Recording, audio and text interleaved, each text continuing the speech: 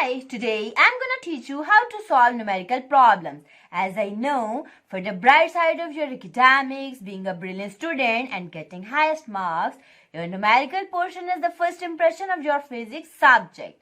And I'm sure you want to make it a good one. So waiting for what? Start with me to learn in depth.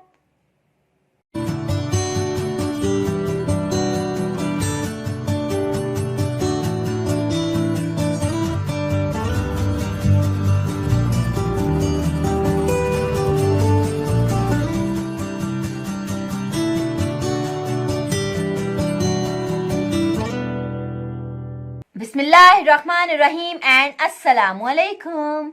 I'm Engineer Hiranas from Diamond Tutoring Academy. Welcome to our today's session. Today we're going to solve numerical problems of Unit 7 from Book 9. So there are 5 steps that a good numerical attempt should have. First 2 steps are to extract the data and required items from the given statement, and the last 3 steps are involved in its calculation. Let's learn how to do that. And our today's problem says the density of air is 1.3 kg per cubic meter. Find the mass of air in room measuring 8m, 5m, 4m. अब देखिए first statement में पहले देख लेते हैं the density of air is this. It means given data में हमें एक डेंसिटी गिवन है, ठीक है. डेंसिटी ऑफ एयर है, ठीक है. कितनी है? 1.3 किलोग्राम पर क्यूबिक मीटर. नेक्स्ट स्टेटमेंट में देखिए find the mass. It means मास हमें फाइंड आउट करना है, सो हम इसको रिक्वायर्ड में लिखेंगे. जो चीज हमें फाइंड आउट करनी होगी उसको हम रिक्वायर्ड में लिखेंगे. Means mass we have to find out mass of air in the room measuring this. अब हमें जब भी कभी 3 मेजरमेंट्स इकट्ठी दी हुई होती है ना, it means we are given volume, length, width and height. Understand? So हमें वॉल्यूम गिवन है. अगेन इसको हम गिवन डाटा में पुट कर लेंगे. वॉल्यूम हमें गिवन है 8 metre into 5 metre into 4 metre and it will become 8 into 5 into 4 160 metre cube. Because 3 lengths हैं, सो ये मीटर क्यूब हो जाएगा, ठीक है. अब हमने नेक्स्ट स्टेप है हमारा, हमने फॉर्मूला लिखना है, ठीक है. मास फाइंड करने के लिए फॉर्मूला. अब देखिए हमें जब कभी डेंसिटी और वॉल्यूम गिवन है और मास फाइंड आउट करना है, ठीक है, तो हमें सिंपल डेंसिटी वाला ही फॉर्मूला लगाना है, मास पर यूनिट वॉल्यूम.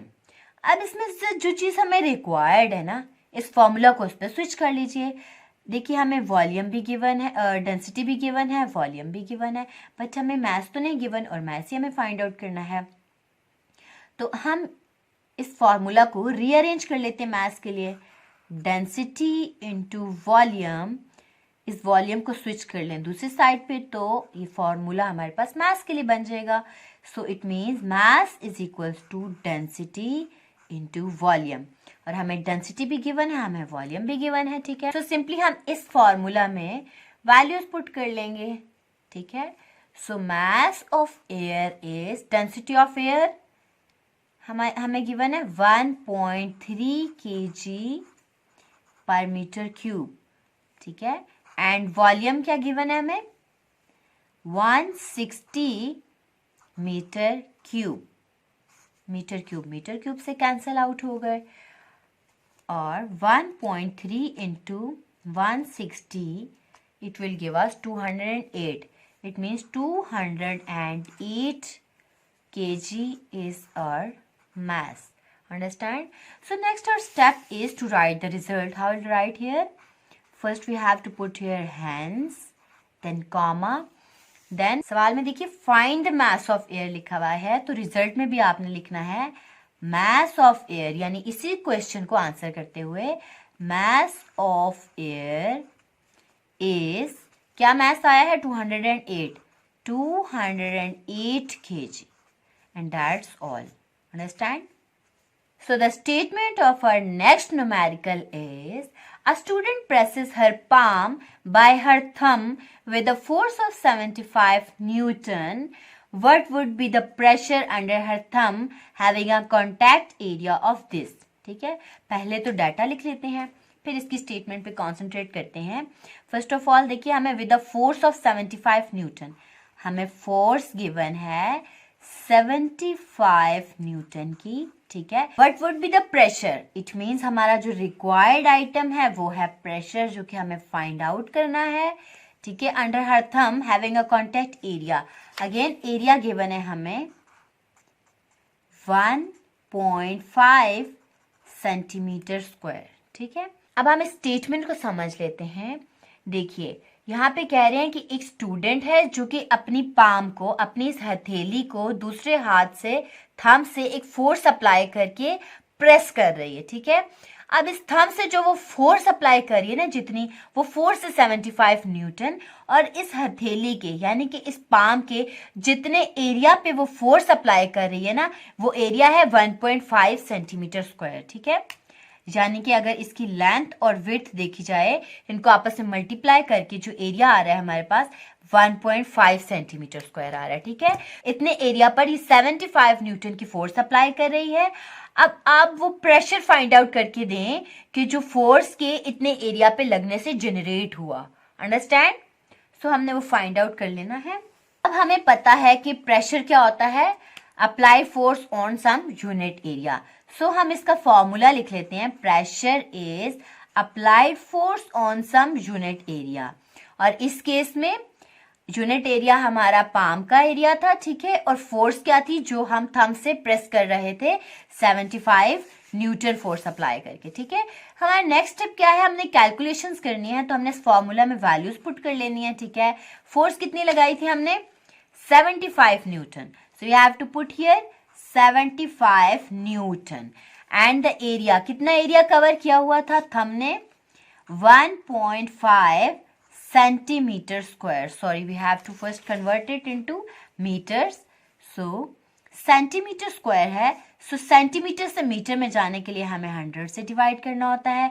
अब 1 सेंटीमीटर से मीटर में जाने के लिए तो 100 से डिवाइड करते हैं, ठीक है।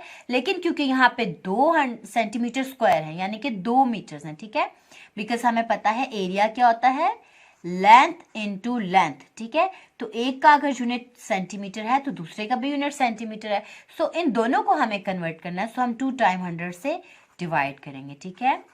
So we will have here 1.5 divided 100 into 100. It will give us 1.5 into 10 raised to the power minus 4 meter square, ठीक है, because meter is standard unit, understand. Now we have to put here force हमें given थी 75 newton की, so we can put here 75 newton, and area 1.5 into 10 raised to the power minus 4 meter square. So it will give us 75 divided 1.5 into 10 raised to the power minus 4, it will give us 500 Newton meter minus 2. It will become, अगर हम इसको scientific notation में convert कर लें तो 5 into 10 raised to the power 5 Newton meter minus 2, and this is our answer. So we can write here its result as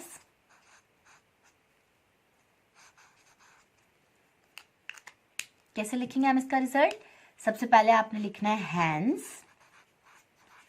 find out क्या करना था हमें, यहां से देखिएगा, what would be the pressure under her thumb, so आपने कहना है pressure under thumb, so pressure under thumb will B,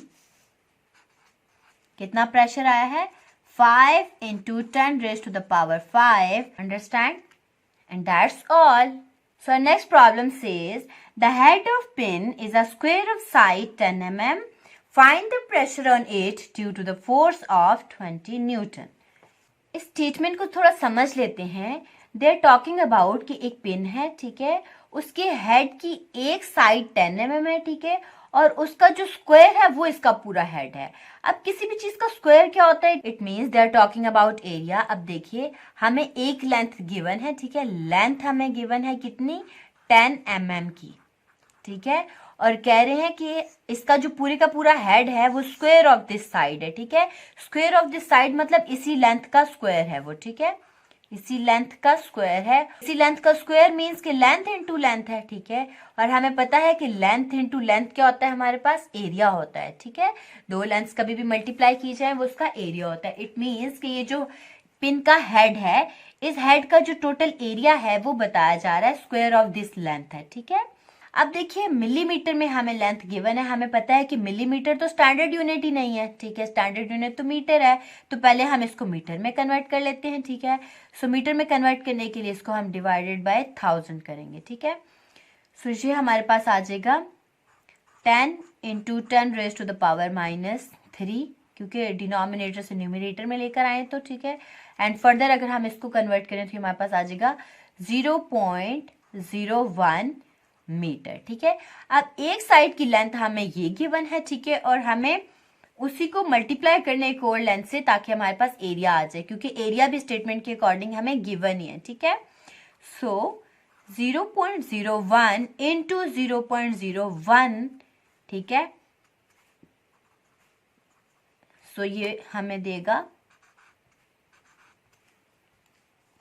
0.01 × 0.01 will give us 1 × 10⁻⁻⁴ metre square, ठीक है। सो ये एरिया हमें गिवन है। नेक्स्ट स्टेटमेंट देखिए, फाइंड द प्रेशर। हमने प्रेशर फाइंड आउट करना है, तो रिक्वायर्ड में लिखा प्रेशर फाइंड करिए, ठीक है। Find the pressure on it due to a force of 20 newton, ठीक है। हमें फोर्स भी गिवन है, कितनी गिवन है? 20 न्यूटन, ठीक है। अगर स्टेटमेंट पे देखें तो वो बात कुछ इस तरह की करेंगे, ये जो हमारे पास पिन है, ठीक है, इसका जो हेड है वो कितना है? वो इस लेंथ का स्क्वायर है, यानी कि 10 mm का स्क्वायर अगर हम मीटर में करके देखिए 1 × 10⁻⁻⁴ है, मतलब इसका एरिया बता दिया गया है, एरिया। और कह रहे हैं इसको कहीं पे प्रेस करते हुए हम जो फोर्स लगा रहे हैं वो 20 न्यूटन से यूं इसको प्रेस कर रहे हैं, ठीक है। अब इसको 20 न्यूटन फोर्स, इतने से एरिया पे 20 न्यूटन फोर्स अप्लाई करने के बाद क्या प्रेशर जनरेट हो रहा है आप वो फाइंड आउट करके दें, ठीक है। सो हमने वो प्रेशर फाइंड आउट करना है, और हमें पता है कि प्रेशर होता क्या है हमारे पास? प्रेशर का फॉर्मूला क्या होता है हमारे पास? Applied force on some unit area, और यहाँ पे भी हम यही कर रहे थे, फोर्स अप्लाई की है इस यूनिट एरिया के ऊपर, ठीक है। So applied force on unit area, we have here pressure, so we have to calculate its pressure as, हमने इसमें वैल्यूज पुट कर लेनी है, ठीक है। सो फोर्स हमें गिवन है 20 न्यूटन एंड एरिया हमारे पास आ गया है 1 × 10⁻⁻⁴ metre square, and we have to divide them both. 20 divided by 1 × 10⁻⁻⁴, it will give us 200,000.